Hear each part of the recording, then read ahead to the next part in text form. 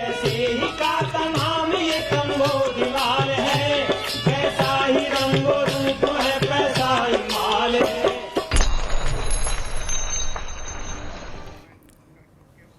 नमस्कार, मैं हूं शुभम शंकर। आप देख रहे हैं मनी 9। दिन की सबसे बड़ी, सबसे ज़रूरी खबरों के साथ तैयार है मनी सेंट्रल। खबरों पर चर्चा के लिए मेरे साथ स्टूडियो में मनी 9 के एडिटर अंशुमान तिवारी जी आ गए हैं। सर, बहुत स्वागत है आपका। और अंशुमान जी के साथ चर्चा शुरू की जाए उससे पहले आपको बताते हैं आज कौन सी खबरों को चुना गया है मनी सेंट्रल में डिस्कशन के लिए। शुरुआत करेंगे बेमौसम बारिश के असर की। बेमौसम बारिश का दिखने लगा असर। फसल के बदले लिए जा रहे हैं भारी कर्ज। बैंक में 2000 रुपए के नोट जमा होने से होगा क्या? क्यों घटने लगे ग्रोथ के अनुमान? श्रीलंका में लगेंगे चीन के पेट्रोल पंप। और रिलायंस रिटेल क्यों कर रहा छटनी? रिलायंस रिटेल से लोगों को क्यों निकाला जा रहा है? रिलायंस रिटेल की छटनी रिटेल सेक्टर के बारे में क्या बता रही है? रिलायंस रिटेल की अगली तैयारियां क्या हैं? ये सब कुछ आज हम जानेंगे दिन की सबसे बड़ी खबर में। मार्च के दौरान हुई बेमौसम बरसात की वजह से सरसों का उत्पादन घटने की आशंका जताई जा रही है। तिलहन उद्योग के संगठन ने अनुमान लगाया है कि बेमौसम बारिश की वजह से सरसों की करीब 3 लाख टन फसल खराब हुई है। संगठन ने पहले देश में 115.25 लाख टन सरसों उत्पादन का अनुमान लगाया था और अब 111.83 लाख टन उत्पादन का अनुमान लगाया गया है। सर, क्या असर होगा इसका? शुभम, सरसों के उत्पादन के आकलन सॉल्वेंट एक्सट्रैक्टर्स एसोसिएशन की तरफ से आए हैं, जो तेल का उत्पादन करने वाले उद्योगों का संगठन है बारिश के असर के कारण। लेकिन इसमें एक दिलचस्प पेंच दिख रहा है इन आंकड़ों में। महत्वपूर्ण ये है कि सरसों का उत्पादन प्रभावित हुआ है, लेकिन उसके बाद भी बाजार में अभी कीमतें एमएसपी से नीचे हैं, यानी किसानों को पूरी कीमत अभी एमएसपी की कीमत पर नहीं मिल रही है। और दूसरा पहलू इसका यह है कि भारत में शायद यही वजह है कि इसकी प्रमुख वजह यह भी है कि भारत में खाद्य तेल का आयात तेज़ी से बढ़ा है। लेकिन अब यहाँ से जो अगले 6 महीनों का या 5 महीनों का परिदृश्य दिखाई देता है, उसमें काफ़ी कुछ इस बात पर निर्भर करेगा कि मानसून की स्थिति क्या रहती है, एल नीनो का असर कैसा रहता है। फिलहाल खाद्य तेल एक ऐसा हिस्सा है, खासतौर से सरसों एक ऐसा हिस्सा है पूरे फूड बास्केट में जिसमें कीमतें एमएसपी से नीचे हैं। नहीं तो बाकी अगर सारी प्रमुख फसलों को देखा जाए तो वहाँ पहले से ही महंगाई तेज़ी से आगे बढ़ती दिखाई दे रही है। तो अगर खरीफ की फसल पर में थोड़ा भी हेरफेर हुआ, सूखे का असर हुआ, तो फिर साल के अंत तक हमें खाद्य तेलों की महंगाई भी देखने को मिल सकती है। सरकार ने इस साल गेहूं की खरीद का जो लक्ष्य रखा था वो अब पूरा होने की संभावना लगभग खत्म हो चुकी है। किसानों से गेहूं खरीद का सीजन लगभग खत्म होने को है और अब तक सिर्फ 261 लाख टन गेहूं की खरीद हो पाई है। इस साल सरकार का जो लक्ष्य था वो 341 लाख टन गेहूं खरीद का था। मंडियों में आवक कम हो गई है, जिस वजह से एजेंसियों को खरीदने के लिए गेहूं नहीं मिल रहा है। सर, कितनी बड़ी चुनौती है बन के आगे उभर सकती है? शुभम, भारत की खाद्य अर्थव्यवस्था में लगातार दूसरी बार ऐसा होने जा रहा है, दूसरे साल ऐसा होने जा रहा है जब भारत सरकार के पास या देश के पास ज़रूरत से सरप्लस अनाज भंडार नहीं होगा। सरप्लस अनाज भंडार होना क्यों ज़रूरी है? क्योंकि इसी के आसपास पूरी बफर नाम्स की या एफसीआई की खरीद की प्रक्रिया निर्धारित की जाती है।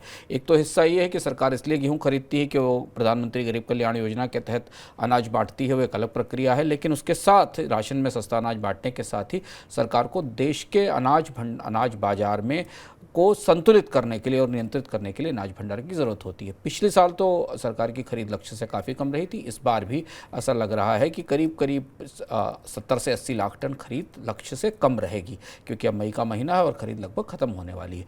और ये भारत की खाद्य अर्थव्यवस्था में अनाज की कमी का, बाजार में कम से कम कमी का संकेत है। अगर सरकार के पास पर्याप्त स्टॉक्स नहीं होते हैं तो बाजार में तेज़ी की अंतर्धारणा या तेज़ी का अंडर करंट हमेशा बना रहता है, क्योंकि भारत के खाद्य मार्केट में हमेशा कीमतें बढ़ने पर सरकार ओपन मार्केट में सेल करती है। आपको याद होगा कि पिछले पूरे साल सरकार ने गेहूं की ऊंची कीमतों के बाद भी बाजार में सेल नहीं की थी। बाद में आकर जनवरी फरवरी में थोड़ी बिक्री की गई, तब अनाज की, आटे की कीमतें कुछ कम हुई थी। अब इस पूरे साल अनाजों की महंगाई बने रहने की और सरकार के पास पर्याप्त स्टॉक न होने के कारण उन कीमतों पर दबाव रहने की संभावना है। ये तो पहला असर है। दूसरा असर ये कि भारतीय अर्थव्यवस्था दुनिया में कृषि निर्यातों में एक बड़ी अर्थव्यवस्था है। ये लगातार दूसरा साल होगा जब भारत से प्रमुख कृषि फसलों का निर्यात नहीं हो सकेगा और गेहूं का निर्यात नहीं हो। इसका असर किसानों की आय पर पड़ेगा, इसका असर भारत की विदेशी मुद्रा भंडार पर पड़ेगा। पिछला साल सरकार को जनवरी फरवरी के बाद गेहूं का निर्यात बंद करना पड़ा था। चावल के निर्यात पर कई तरीके की पाबंदियां लगाई गई थी, शिपमेंट सीमित किया गया था। और अब फिलहाल आज अभी की परिस्थिति में गेहूं का भंडार कम देखते हुए, खरीफ पर सूखे का साया देखते हुए इस साल भी भारत कृषि बाजार में निर्यात नहीं कर पाएगा और इससे भारत के निर्यातकों को जो आने वाले समय में नुकसान होगा, क्योंकि उनको बाजार गंवाना पड़ेगा और उस बाजार में दूसरे सप्लायर मौजूद होंगे और भारत में विदेशी मुद्रा भंडार पर भी इसका असर पड़ेगा। ये भारत की खाद्य अर्थव्यवस्था की सूरत हाल अभी बनती हमें दिखाई दे रही है। बात हो गई गेहूं की, अब बात करते हैं दालों की। केंद्र सरकार ने दलहन आयातकों को निर्देश दिया है कि कस्टम से क्लियरेंस मिल चुके आयातित दलहन के स्टॉक को 1 महीने से ज़्यादा होल्ड ना करें।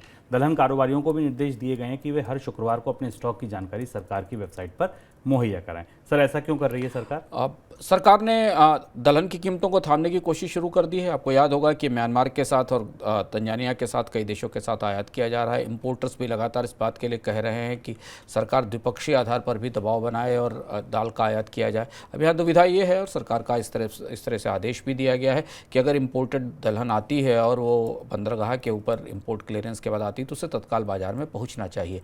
खतरा ये है कि इम्पोर्ट हुई दलहन की भी होल्डिंग हो सकती है, उसकी भी जमाखोरी हो सकती है और कीमतें बढ़ने का इंतजार किया जा सकता है बाजार में आयातित दलहन के आधार पर भी। और इसलिए फिर ये सारी कोशिश जो कि दलहन आयात करने की, इसका कोई असर नहीं होगा। तो सरकार कुछ सख्त नियम लगा रही है जिसमें शायद आयातित दलहन के स्टॉक्स की सूचनाएं सरकार के अधिकारी जांचेंगे और उसके बाद निर्धारित करेंगे कि जो दालों का आयात हुआ है वो बाजार में पहुंच सके। आपको इन सारी खबरों के साथ ये दिखाई देगा कि मानसून कमज़ोर होने की संभावनाएं और महंगाई की संभावनाओं को लेकर कई स्तर पर फायर फाइटिंग जैसी परिस्थितियां बनती दिखाई दे रही हैं और उनकी तैयारी हमें दिख रही है। वित्त वर्ष 2022-23 के दौरान किसानों और व्यापारियों की तरफ से फसल गिरवी रखकर लिए जाने वाले लोन में जोरदार उछाल देखने को मिला। इस तरह के लोन का कुछ हिस्सा वेयरहाउस में रखी फसल की स्लिप के जरिए दिया जाता है और वित्त वर्ष 2022-23 के दौरान वेयरहाउस स्लिप पर दिए गए कर्ज में 66% की बढ़ोतरी हुई है। कुल 2,442 करोड़ रुपए का कर्ज बांटा गया है। हालांकि फसल के बदले कर्ज का अधिकतर कारोबार गैर वेयरहाउस स्लिप पर होता है। इंडस्ट्री अनुमान के मुताबिक इसका अगर आप कुल आकार देखें तो 60,000 करोड़ रुपए का हो सकता है। सर, क्या बता रहे हैं ये आंकड़े? फसल गिरवी रखने की प्रक्रिया जिसको कि प्लेज कहते हैं, ये लंबे समय से चली आ रही। गोदामों में रखी फसल के ऊपर कर्ज लिया जाता है।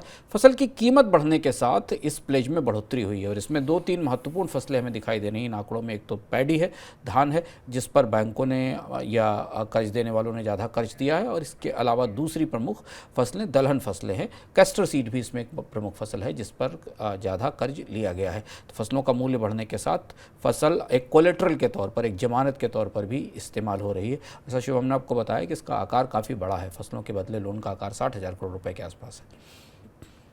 आगे बढ़ते हैं, बात 2,000 रुपए की। आज 23 मई से 2,000 रुपए की बदला बदली शुरू हो जाएगी। अगर आप बैंक में जाते हैं तो अधिकतम 10 नोट एक बार में बदलवा सकते हैं। स्टेट बैंक ने साफ किया कि उसको जो नोट बदलवाने आएंगे उनके किसी आईडी प्रूफ की ज़रूरत नहीं है, लेकिन हाँ, स्टेट बैंक के इतर अगर अन्य बैंक चाहें तो ये आईडी प्रूफ मांग सकते हैं। संभावना ये जताई गई कि अगर 2,000 रुपए का नोट बदले जाएंगे तो इससे रिजर्व बैंक के फैसले के बाद बैंकों के डिपॉजिट में बढ़ोतरी होगी। करीब 2 लाख करोड़ रुपए बढ़ोतरी का अनुमान है।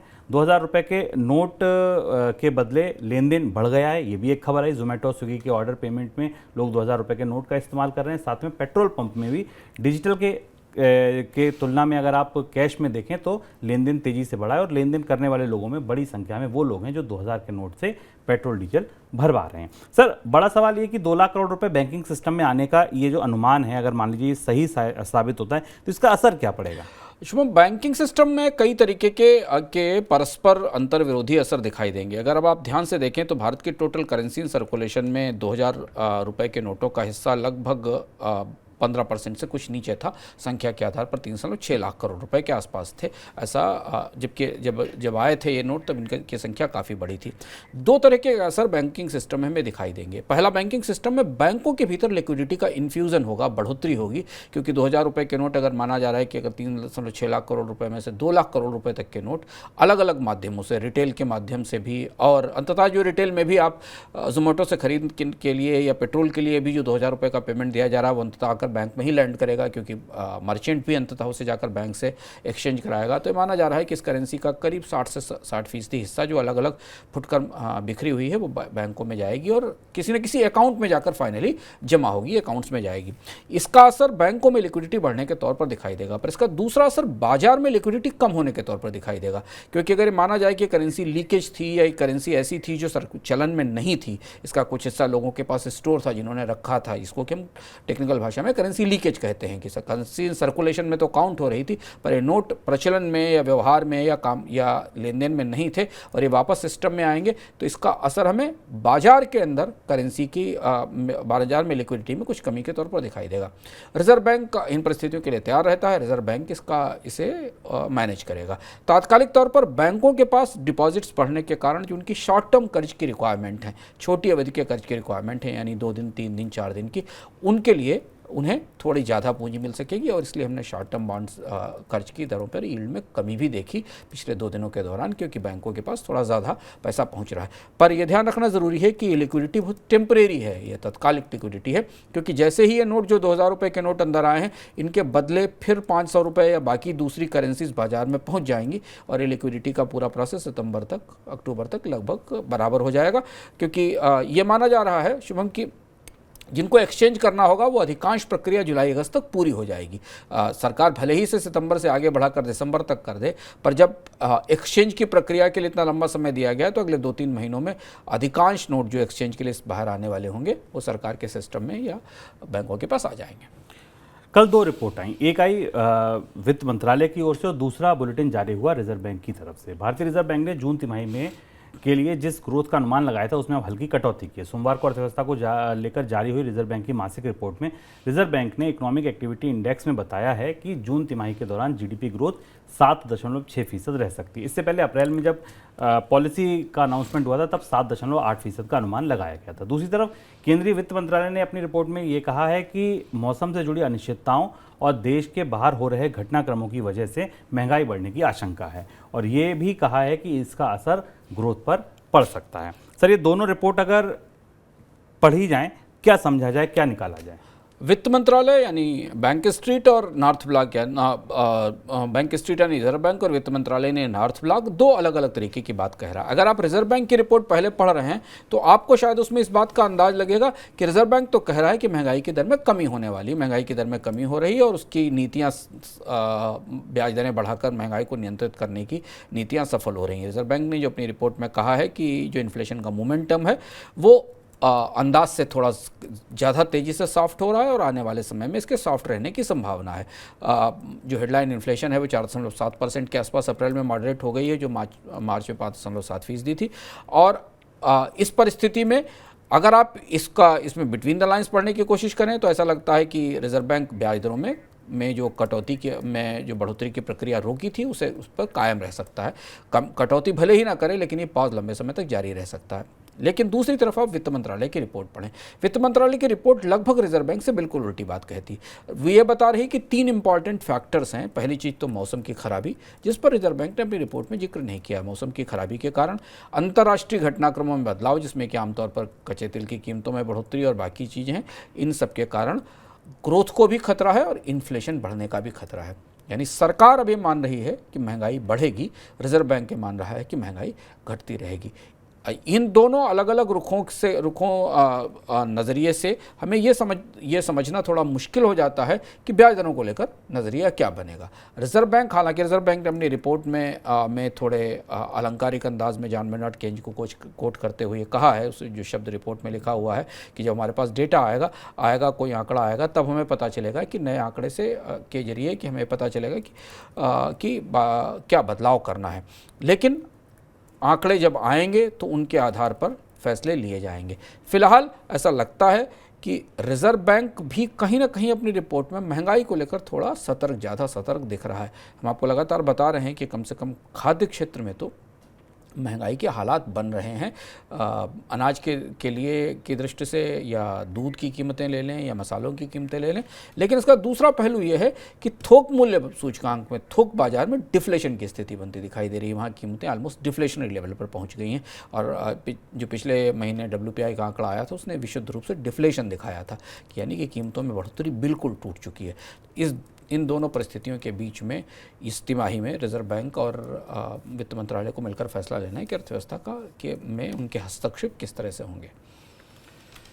Reserve bank governor Shaktikanta Das ने सरकारी बैंकों से कहा है कि वे अपने गवर्नेंस को और मजबूत करें। सोमवार को रिजर्व बैंक गवर्नर ने सभी सरकारी बैंकों के निदेशकों के साथ दिल्ली में एक बैठक की और उस बैठक में बैंकों को गवर्नेंस मजबूत करने के लिए कहा गया।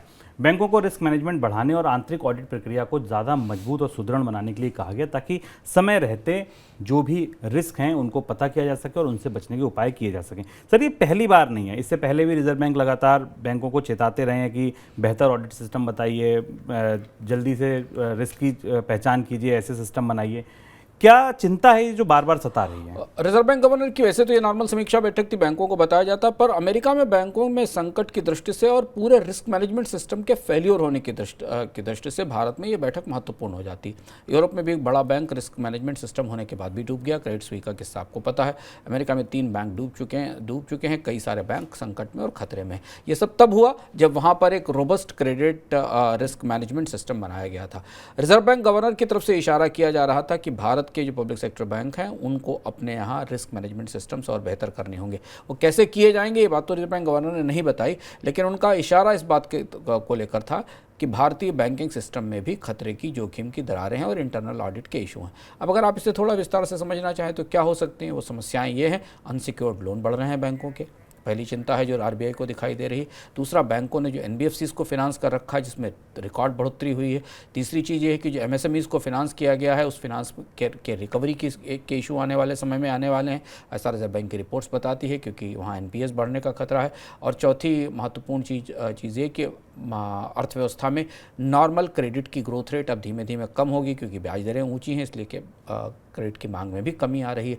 इस सारी परिस्थिति में बैंकों को अपने जोखिम को नियंत्रित करने पर और ज़्यादा मेहनत और ज़्यादा कोशिश करनी पड़ेगी। ये बात रिजर्व बैंक गवर्नर ने बैंकों को समझाई है। कंपनियां अपनी टैक्स देनदारी से बच ना पाएं, इसके लिए आयकर विभाग कंपनियों की तरफ से दिए जाने वाले एडवांस टैक्स पर निगरानी बढ़ा रहा है। आयकर विभाग कंपनियों के खाते खंगाल रहा है। आयकर विभाग तरह तरह से ये पता करने की कोशिश कर रहा है कि कहीं ऐसा तो नहीं है कि बैंक जो कंपनियां हैं अपने एडवांस टैक्स से चूक रही हैं। शेयर बाजार में लिस्ट कंपनियों के लिए भी जो बड़ी कंपनियां हैं, सूचीबद्ध कंपनियां हैं, उनके लिए भी ये आकलन किया जा रहा है। सर, ये आकलन किस तरह, निगरानी किस तरह बढ़ाई जा रही है? कंपनियां 15 जून तक अपने फर्स्ट एडवांस टैक्स की किश्त पे करती हैं। आयकर पहले जो एडवांस टैक्स की इंस्टॉलमेंट आती है उससे ही पता चलता है कि कंपनी ने अपने मुनाफे का, कामकाज का, इनकम का आकलन कैसे किया है।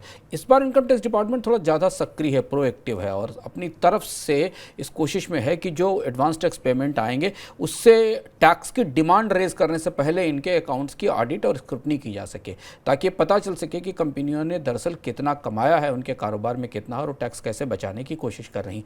इसमें एक दिलचस्प एंगल ये भी है कि अगर आप पिछले 2 महीने की घटनाक्रम देखें तो इनकम टैक्स डिपार्टमेंट और GST ने मिलकर एक साथ बहुत सारे अभियान चलाए हैं, जिसके जरिए उन्होंने जानने की कोशिश की है कि कंपनियों की इनकम और कंपनियों के सेल्स के बीच कोई मिसमैच तो नहीं है। यानी कंपनियां जितनी इनकम अपने खाते में दिखा रही हैं उससे कम सेल्स दिखा रही, या सेल्स ज़्यादा दिखा रही हैं, टैक्स नहीं पे कर रही हैं और इनकम ज़्यादा दिखा रही। इस व्यवस्था में इनकम टैक्स डिपार्टमेंट और GST अब कंपनियों के बैंक खातों तक की जांच की तैयारी कर रहा है और जांचने की कोशिश कर रहा है। तो ये सारा घटनाक्रम GST के नज़रिए से भी महत्वपूर्ण है, क्योंकि एडवांस टैक्स की रिपोर्ट्स आने के बाद, की फाइलिंग के बाद इनकम टैक्स और GST दोनों ही जान पाएंगे कि कंपनियों के कारोबार में क्या स्थिति है और वो सही दर से या सही स्तर से टैक्स चुका रही हैं या नहीं। आगे बढ़ते हैं दिन की सबसे बड़ी खबर की ओर।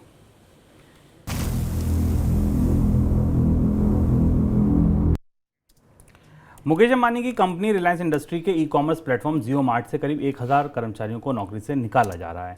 कंपनी की ओर से कॉर्पोरेट ऑफिस से 500 एग्जीक्यूटिव समेत 1000 से अधिक लोगों को इस्तीफा देने के लिए कहा गया है। आने वाले कुछ हफ्तों में कंपनी 9900 अतिरिक्त लोगों को भी नौकरी से निकाल सकती है। कंपनी ज़्यादातर छटनी अपने बिक्री विभाग से करना चाहती है। सर, पहला सवाल सीधा ये कि रिलायंस छटनी कर क्यों रहा है? रिलायंस की छटनी आज काफ़ी चौंकाने वाली और सनसनीखेज खबर थी। एक तो रिलायंस रिटेल अभी नई कंपनी है, तत्काल कारोबार शुरू कर रही, अभी कारोबार का विस्तार ही हो रहा था और रिलायंस से छटनी की खबर आई। इस खबर के साथ ही आया है कि 1,000 लोग तो अभी निकाले गए और इसके बाद करीब करीब 9,900 लोग और अलग से निकाले जाएंगे। दरअसल ये छटनी रिलायंस ने मेट्रो के अधिग्रहण के बाद की है। मेट्रो कैश एंड कैरी का अधिग्रहण रिलायंस ने किया था और इस अधिग्रहण के बाद करीब करीब 3500 के आसपास कर्मचारी इस कंपनी में थे, जिन्हें एडजस्ट करने के बाद कंपनी अपने पूरे कारोबार का, रिलायंस रिटेल मेट्रो के साथ अपने पूरे कारोबार का पुनर्गठन कर रही और उस प्रक्रिया में कंपनियों को निकाला जा रहा है। $344 मिलियन के आसपास कैश एंड कैरी बिजनेस खरीदा था रिलायंस ने मेट्रो का, और ये बिजनेस आमतौर पर B2B बिजनेस था, यानी कि थोक ग्राहकों को मेट्रो कैश एंड कैरी अपना सामान बेचती थी। रिलायंस रिटेल और खुदरा बिजनेस को नए सिरे से बिल्ड करने के लिए मेट्रो कैश एंड कैरी के कर्मचारियों को निकाल रही है, पर पूरे रिलायंस रिटेल में के हिसाब से ये काफ़ी बड़ी छटनी की प्रक्रिया है। और चूंकि भारतीय बाजार नौकरियों की कमी से, छटनी से लगातार जूझ रहा है पिछले 1 साल के दौरान, इसलिए ये इस खबर से हमें रिटेल बाजार के मामले में भी कुछ संकेत मिलते हैं कि अंदर बाजार के भीतर क्या चल रहा है।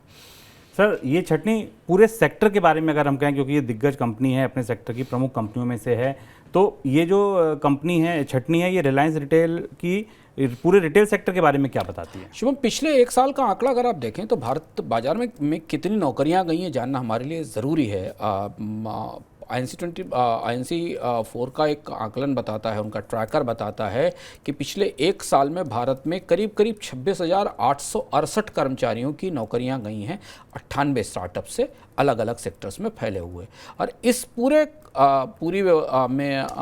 छटनी में पहला नंबर एडटेक स्टार्टअप्स का है, यानी एजुकेशन टेक के, जिसमें बायजूस, वेदंतु वगैरह आती हैं, और दूसरा महत्वपूर्ण हिस्सा सिर्फ ई-कॉमर्स और ऑनलाइन वेबसाइट्स का है। और यहाँ से आपको भारतीय बाजार की एक ऐसी तस्वीर दिखती जो आमतौर पर सुर्खियों से बिल्कुल अलग है। एक तरफ हमें कहते हैं कि भारत में पेंट अप डिमांड आ रही है, ज़बरदस्त लोग खरीदारी कर रहे हैं, शॉपिंग हो रही है, बाजार में मॉल्स में भीड़ दिखाई दे रही है, लोग ऑनलाइन ऑर्डर्स कर रहे हैं, लेकिन छटनी की अगर परिस्थिति देखें तो जितनी भी ऑनलाइन रिटेल की कंपनियां हैं, सब ने पिछले 1 साल में छटनी की है। चाहे वो ब्लिंकिट ले लें, 1600 लोग ब्लिंकिट ने निकाले कॉस्ट कटिंग के कारण, चाहे आप मीशो ले लें, 701 लोग मीशो ने निकाले, इसके अलावा भी अलग अलग सेक्टर की जो कंपनियां हैं। और अब ऑर्गेनाइज्ड ऑनलाइन और ऑफलाइन रिटेल दोनों मिलाकर जियो या Reliance retail offline online retail दोनों की कंपनी है। रिलायंस के ऑफलाइन स्टोर्स भी है रिलायंस ट्रेंड्स के नाम से, और जियो मार्ट भी है।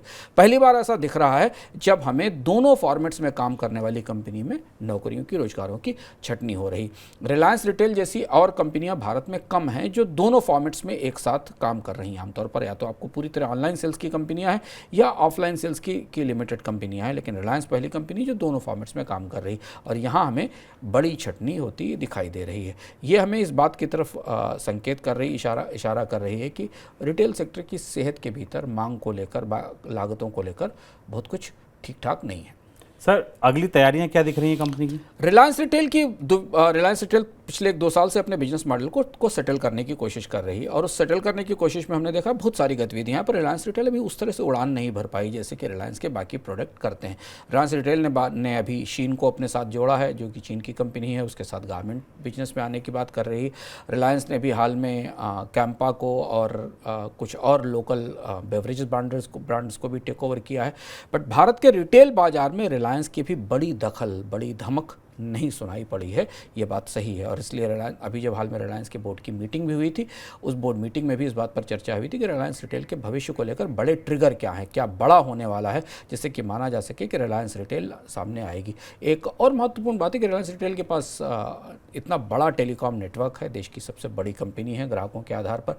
व्हाट्सएप और माइक्रोसॉफ्ट के और देश भर दुनिया की बड़ी कंपनियों के साथ करार है, लेकिन उसके बाद भी रिलायंस का ऑनलाइन सेल्स भी पिक नहीं कर रहा है। जियो मार्ट उस तरह से उतनी तेज़ी से आगे आता नहीं दिखाई दिया जिस तरह से हमें बाकी और ऑनलाइन प्लेटफॉर्म्स काम करते हुए दिखाई दे रहे हैं। लास्टली एक और चीज़ समझना ज़रूरी है कि रिलायंस के भीतर से भी आने वाले समय में शायद बयान आएंगे और खबर आएंगे और आपको देखने को मिलेगा कि भारत के ओवरऑल रिटेल बाजार के जो आंकड़े आ रहे हैं उसमें जो लग्जरी सेल्स हैं, जो डिस्क्रिशनरी सेल्स हैं, जहां लोग ज़िंदगी बेहतर करने की खरीद करते हैं, उस पर खर्च भी घट रहा है। हम बार बार आपको मनी सेंट्रल में ऐसे आंकड़े बताते रहे हैं, नीलसन की रिपोर्ट रिपोर्ट या बाकी लोगों की रिपोर्ट आती है कि भारत में अभी ज़्यादातर खरीद कोविड के बाद भले ही डिमांड दिख रही है, पर कपड़े, गारमेंट्स, ऑनलाइन से खरीदी जाने वाली जो ज़िंदगी बेहतर करने वाली चीज़ें, उनकी मांग उतनी तेज़ी से नहीं बढ़ती दिख रही है। तो बहुत ही लग्जरी चीज़ों की मांग दिखाई दे रही है या फिर बेसिक सामानों की मांग दिख रही है। ऑनलाइन सेल्स भारत के मिडिल क्लास को, मध्य वर्ग की जो डिमांड है, उनकी जो खरीद है, उस पर फोकस करते हैं। तो शायद रिलायंस को अभी भारत के रिटेल बाजार में वो मोमेंटम, वो रफ्तार भी नहीं मिल रही है जिसकी शायद उन्होंने उम्मीद की होगी। चीन की पेट्रोलियम कंपनी साइनोपेक अब श्रीलंका में ईंधन की खुदरा बिक्री करेगी। श्रीलंका के रिटेल फ्यूल मार्केट में प्रवेश करने के लिए साइनोपेक ने श्रीलंका सरकार के साथ समझौता किया है। समझौता क्या हुआ है? समझौते के तहत चीनी कंपनी को 150 फ्यूल स्टेशन संचालित करने के लिए 20 साल का लाइसेंस दिया जाएगा और कंपनी 50 नए फ्यूल स्टेशन स्थापित करने के लिए पूंजी निवेश भी करेगी। सर, क्या तैयारियां हैं चीन की? इस खबर के 2-3 महत्वपूर्ण आयाम हैं। पहला आयाम तो ये कि अगर आप इसे केवल श्रीलंका के नज़रिए से देखें तो श्रीलंका सॉवरेन तौर पर डिफ़ॉल्ट है, कर्ज में दबा हुआ है, IMF के बेल आउट पर चल रहा है, उभरने की कोशिश कर रहा है। श्रीलंका में चीन की सक्रियता पहले से रही है। श्रीलंका चीन का कर्जदार भी है। हम्बनटोटा बंदरगाह को लेकर चीन और श्रीलंका के बीच समझौता हुआ था। तो एक तो वो पहलू है जिस पहलू के कारण चीन को श्रीलंका के बाजार में अपने पेट्रोल बिजनेस को शुरू करने का मौका मिला है और श्रीलंका की ज़रूरत भी है कि उसे पेट्रोल मिल सके या कच्चा तेल मिल सके, जिसका वो आमतौर पर आयात करता है। भारत की दृष्टि से ये खबर चुनौतीपूर्ण है क्योंकि इससे इंडियन ऑयल को बाजार में चुनौती मिलेगी। अभी तक इंडियन ऑयल प्रमुख कंपनी थी इस क्षेत्र की जो श्रीलंका में काम करती थी, पेट्रोल बेचती थी, आपूर्ति करती थी। आपको याद होगा कि संकट के दिनों में इंडियन ऑयल ने क्रेडिट लाइन के तहत श्रीलंका को अलग से पेट्रोल और डीजल की सप्लाई भी की थी। तो ये तो पहला हुआ श्रीलंका का हिस्सा। लेकिन साइनोपेक की ये जो घोषणा, ये अपने तरीके की पहली घोषणा है। पहली बार चीन की कोई पेट्रोलियम कंपनी आसपास के बाजारों में, दुनिया के बाजारों में सीधे पेट्रोल की बिक्री और पेट्रोल पंप का नेटवर्क बनाने के लिए आगे आ रही है।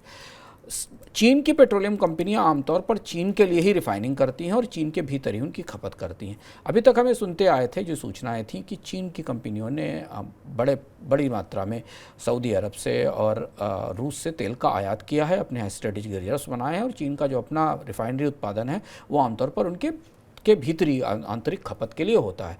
भारत जैसी स्थिति नहीं है। भारत में रिफाइनरीज, जो प्राइवेट रिफाइनरीज हैं, मूलतः पेट्रोल को रिफाइन करके पेट्रोल डीजल का निर्यात करती हैं, एक्सपोर्ट करती हैं।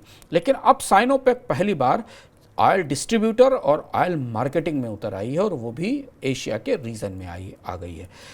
इसके पीछे शायद इस बात संकेत लगता है कि एक तो चीन के पास बड़े स्ट्रेटेजिक ऑयल रिजर्व हैं, दूसरा सस्ता यूराल ग्रेड क्रूड खरीदा है चीन ने यूरोप रूस से, और तीसरा अभी हाल में जब शी जिनपिंग सऊदी अरब गए थे और जहां उनकी MBS से मुलाकात हुई थी, जिसके बाद उस समझौते के बाद ये घोषणा भी हुई थी कि सऊदी अराम को एक ज्वाइंट वेंचर रिफाइनरी चीन में लगाने वाली है चीन के साथ। तो चीन अब रिफाइनरिंग बिजनेस से एक्सपोर्ट के मार्केट में आ रहा है। कच्चा तेल या तेल उत्पाद ही एक ऐसा हिस्सा थे जिसमें चीन निर्यात में उतना सक्रिय नहीं था। तो ये चीन की रणनीतिक तौर पर ये एक बड़ी पहल है जिसके जरिए वो पेट्रोल के मार्केट में, पेट्रोल डीजल के मार्केटिंग मार्केट में आ रहा है। आगे बढ़ते हैं मनी सेंट्रल झटपट की ओर।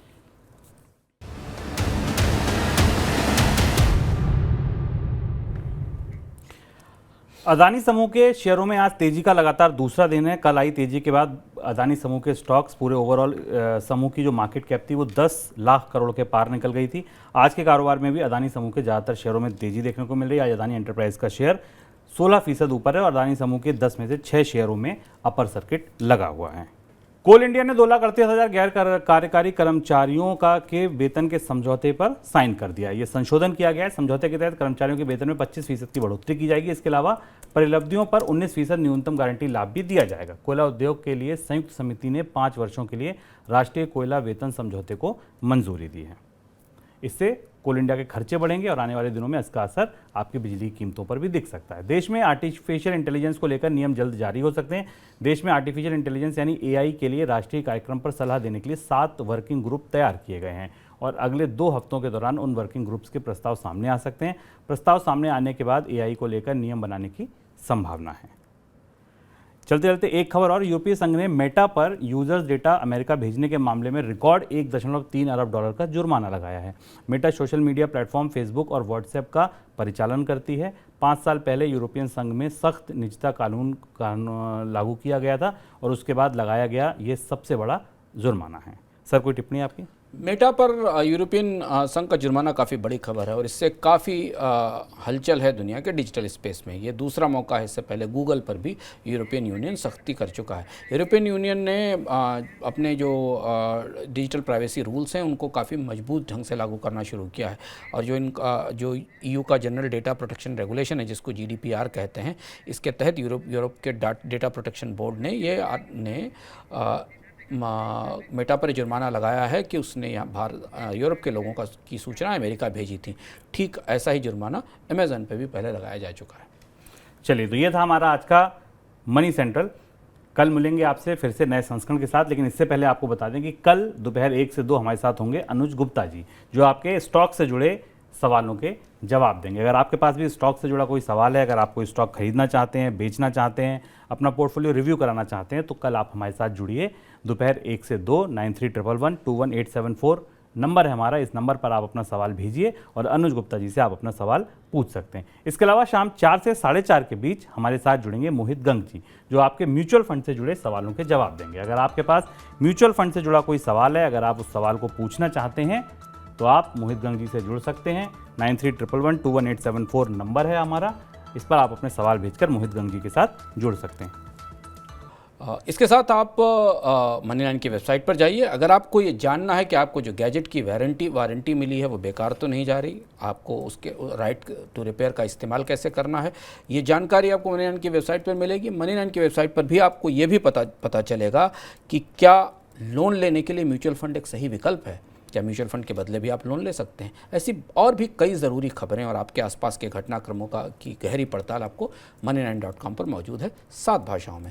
तो इस बुलेटिन को सुनने के बाद money9.com पर लॉगिन करिए और कई वो ज़रूरी खबरें जो आपको कहीं नहीं मिलती उन्हें इस वेबसाइट पर पढ़िए और अपनी प्रतिक्रिया दीजिए।